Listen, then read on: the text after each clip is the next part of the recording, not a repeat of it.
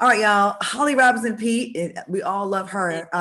Her former co-host Sharon Osbourne complained about her. She's saying that Sharon complained about her and got her fired from the talk years ago. Last week, I know if everybody saw that Sharon had that angry on-air spat with Sheryl Underwood, where she was so condescending and so disrespectful when they were talking about Piers Morgan. Well, this is what Holly said. I'm old enough to remember when Sharon complained that I was too ghetto for the talk. Then I was gone. I bring this up now because I was mortified watching this disrespectful, condescending tone she took with her co-host, who remained calm and respectful because she had to. What are your thoughts on Holly Robinson's tweet? And I love that she jumped in, and I love how people are having Cheryl's back and calling Sharon out for what it is. And the talk is now on hiatus until they figure it out. Oh, I did not know that part. Well, kudos to Holly, and I a stand-up queen. She's not a messy queen. She's not a person that to be into some mess, so for her to speak on it speaks volume to me, because here's the thing, doggone it, we can't let this shit be sliding anymore. Even when they let the comments slide past, you know what I mean? We like, wait a minute, did they?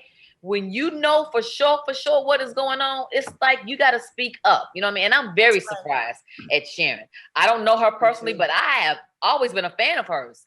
I mean, from her look, her personality, I've done her show before. She was very, very nice, very welcoming, very warm to me. I don't know if that was a personal thing with her and Holly, but I'm surprised. I'm shocked. I'm disappointed. If she thinks Holly is too ghetto, I wonder what she thinks about us. Well, let me get this straight. You talking about Sharon Osbourne, right? So she said Holly Robinson Pete is ghetto. Right. This the same woman whose husband was eating bats on the stage. Yes. And the family threw the ham over the fence. Yeah.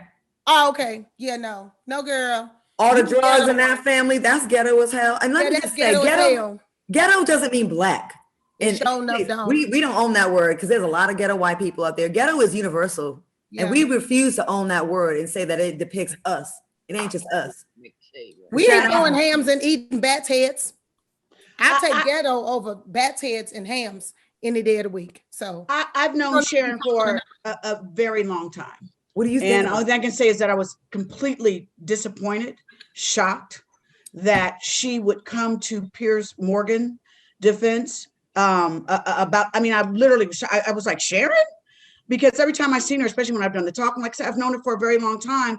I just didn't see that one coming. It was surprising and saddening, because, her being in the music business, you would think like, she's been around all kind, and to defend the very racist, arrogant Piers Morgan, I found it to be extremely disappointing.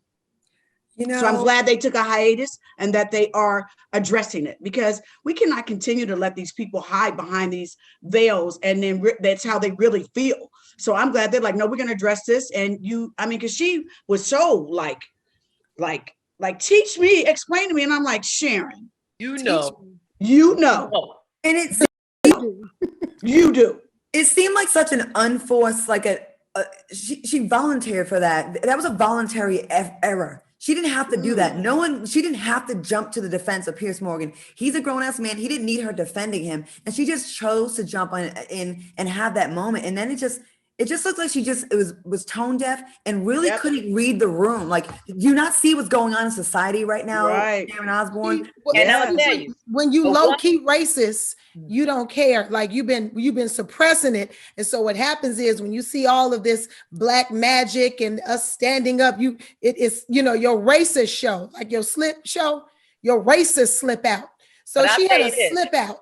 I'll tell you this, she had the right one, because to debate with Miss Sheryl Underwood, baby. Yes, honey. There is smart on every level. You bring it, she gonna give it back to you. So we got it. You know it. You already know. Speaking of dumb racists that need to be called out and canceled, there's a high school sports announcer named Matt Rowan who was caught saying effing N-words to a group of black female basketball players that chose to kneel during the national anthem. The public backlash came swiftly as the clip went around the internet. One clip said, looks like you forgot to cut the mic. FN N-words is the one that really got me. Tell us how you really feel. Are you surprised? I mean, I can't even ask this. I can't even ask, are you surprised that this announcer, would use this kind of no, I'm not surprised. I'll answer the question right now. They think this, they act this way, they feel this way. Just because they went to a couple Black Lives Matter protests or put a little Kamala Harris and Biden sign outside their door doesn't mean they're so racist. And it's not just Republicans. There's people that walk amongst us that act like they rock with us and they really don't. And when their mic is live and you catch them when it's a hot mic, you hear how they really feel about us. Teenage girls. Yeah, on that one, yeah. That's that slip showing. But here's what I'm sick of, though. All these people with their slip showing, and then all of a sudden it's, I'm so sorry. I didn't understand what I was saying. I needed some. Sound a little Trumpish. That's how they be talking. I'm so sorry. I never meant to hurt someone and I wasn't educated. I would say F-U-C-K, get the F-U-C-K out of here. Yeah. I'm so sick of white people that are past 40 and 30 talking about they don't know someone teach them how to not be racist. Yes. Yeah. That's so teach me. I want to learn. Teach me, educate me. Like, come on. It's weird. It's so ridiculous, but yet they want us to know the code and the behavior and everything, especially like law enforcement. We can't be nervous or flinch or do anything and make any mistakes. We have to be perfect. And if we don't, we get shot, choked, snuffed out, suffocated, necks knelt on. We have to be perfect in every situation, but they are given grace to learn and figure it out. And I need therapy. Get the, what was that spelling? F-U-C-K. Out of here with that nonsense.